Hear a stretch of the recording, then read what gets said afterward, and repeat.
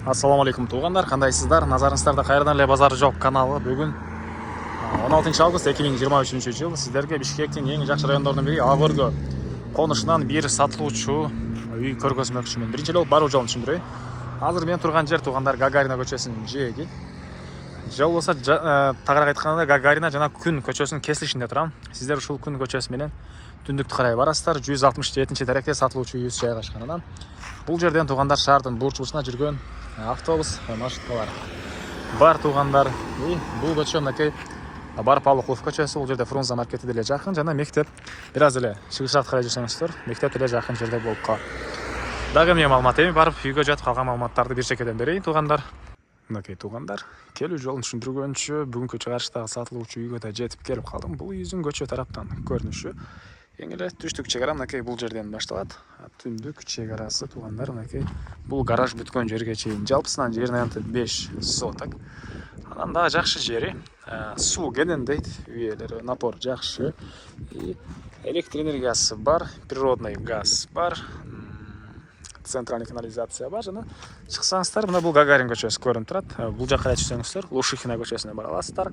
Мектеп бул жерде жакын жерде жогорку генералта мектеп, садиги, бул жерде Фрунзе маркети, Гагарин, Бар Павлов көчөлөрү жакка чыксаңыздар шаардын бурч-бурчуна автобус маршруткалар менен бара аласыздар туғандар.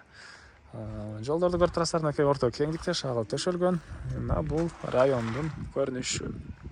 Анан ушул Ак Өргө конушу негизинен тынч, жакшы райондордун бири. Негизинен өзүмө деле ушул район жагат туғандар, Ак Өргө.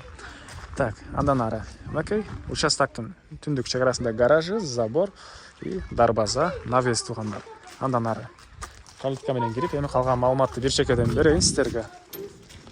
Мынакей бул сатылуучу үйүбүздүн короосу. Жана айткандай жалпысынан жерине анты 5 соток. Алды тарабы мынакей брусчатка. Өйдө тарабы поликарбонат менен болгон навес туғандар.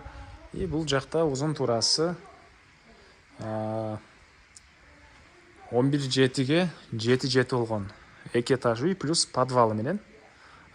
Ошондо өзүңүздөр квадратный эсептеп аласыздар. 11-7 7. Стенасы кирпич, тышкы тараптан утеплять этилген.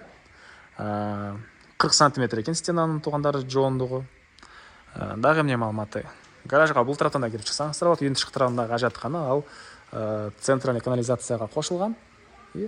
Үйдүн ылдый тарабы полный подвал плюс могу навестин түбү деле подвал экен. Бул жагыны туғандар негизинен отун катары колдонулат. Бул жак ылдый тарабы. И үйдүн ылдый тарабындагы подвалга сиздер бул жактан дагы үйдүн ички тарабына да кирип чыга аласыздар. Бул гараждын көрүнүшү туғандар. Мынакей бул жагы гараж. Кенен эле спринтер деле баткыдай көрүнөт. Андан ары үйдүн ичинде жатканда канализация кошулган. Эми үйүбүздүн ички тарабын сиздерге көргөзөйүн. Документтер боюнча айтсак, бардык документтери колунда үй ээсинин. Эч кандай проблемасы жок. Алсаңыздар эле ошол күнү сразу өткөрүп берем дейт. И дагы эмне маалыматы? Мынакей үйүбүздүн негизи кирүүчү эшиги. Тепкичке эки тараптан чыга аласыздар. И бул жакта мынакей туғандар гүлдөр, тапчан, төрүндө очоканасы, зеленый зона. Мынакей жана бул үйүбүздүн чыгыш тарабынан көрүнүшү туғандар. Ушундай чоң 2 этаж и плюс подвалдын эле жилой бөлмө катары колдонсоңуздар болот. Азыр видеонун жүрүшүндө көргөзсөм. Так, мынакей тротуарлар брусчатка менен болгон, бактар түрлүү майда черешняны жеп баштайт экенсиздер. Өрүк, анан азыр мынакей алма бышып аткан учуру. Так, эми үйдүн ички тарабын сиздерге көргөзөйүн. Так, мынакей бул негизи кирүүчү эшиги. Көрүп турсаңыздар, темирден болгон эшик орнотулган. Бул үйдүн кире бериши прихожка туғандар. Мынакей көрүп турсаңыздар ремонт, полдор ламинат жана бөлмөлөр аралык эшиктер көрүп турсаңыздар мындай жыгачтан болгон сапаттуу эшиктерден орнотконбуз дейт. Баасы деле жакшы эле кымбат экен. Так, андан ары эми түзүлө кирсек, бул жерде мындай коридор дейсизби, же холл дейсизби, ушул жерден калган бөлмөлөргө и подвалга жана экинчи этажга чыгып кете алабыз туғандар. Так, бир чекеден сиздерге көргөзүп чыгайын. Бул жакта мынакей зал. Түштүк тарабынан катарынан терезелер, кондиционер, көрүп турсаңыздар ремонт туғандар.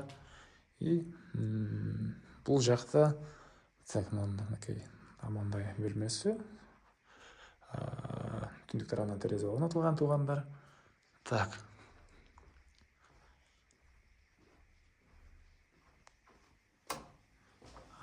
ары бұл жақта кухня. Кухонный мебельдер қабат туғандар. Раковина су шығарылған. Газовый плита, электрический газовый. И түндік тұрғаннан терезе. Так, андан ары бұл жақта ванна, душ. И бұл жерде туғандар ажатқана. Ажатқана, ванна, өз-өзінше бөлігі жайғашып тұр. Бірінші қайсы этажды көргөзі, анан подвалды көргөзі, туғандар. Екінші этажды көргөзі. Көріп насады жайғаштан болған тепкіштер.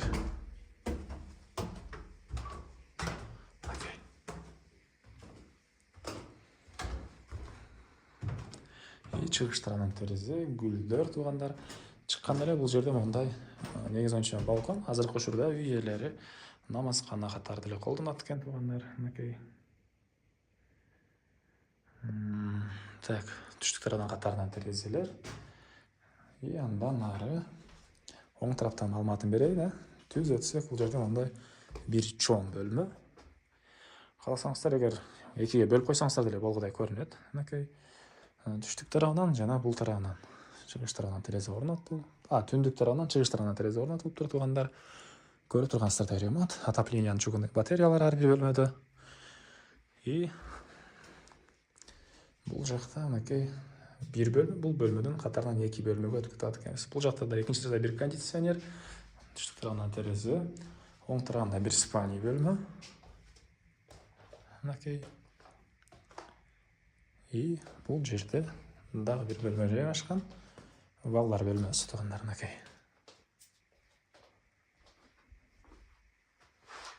Так, еме андан ары сіздерге подвалды көргөз, андан қорғасын қайра кейбір малыматтарын берейін. Андан ары бұл жақта подвал туғандар.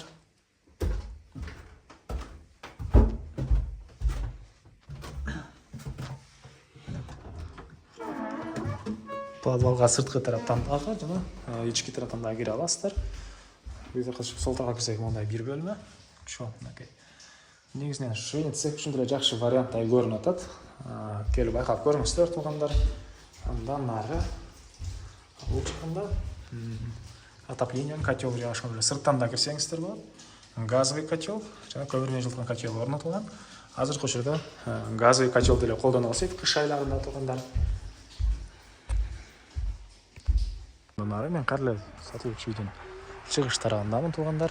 Так, бұл жақта мұндай бұрыш жатқан болған жері үйдің түндік тарағындағы шекара. Бұл заборға шейін қоштан мені болған аралық. Бұл жерде бір 2 метрдей аралық бар екен туғандар.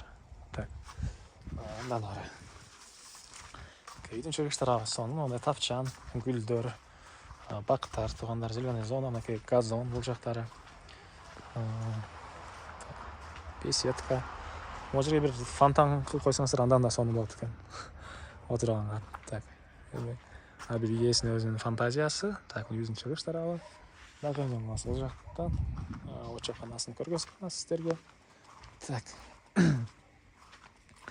Бұл жақта очақханасы.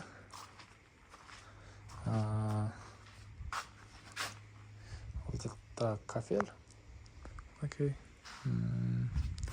Андан ары шығыш шекарасы ушул жакка чейин. Тугандар ушундай евро забор дейт белем оны. Ушундай заборлор менен тегерентен тосулган. Көчө тарабы кирпичтен болгон забор тугандар. Так, бул үйдүн баасы $155,000 сурап атыптыр иелери тугандар. Андан дагы сүйлөшүү болот.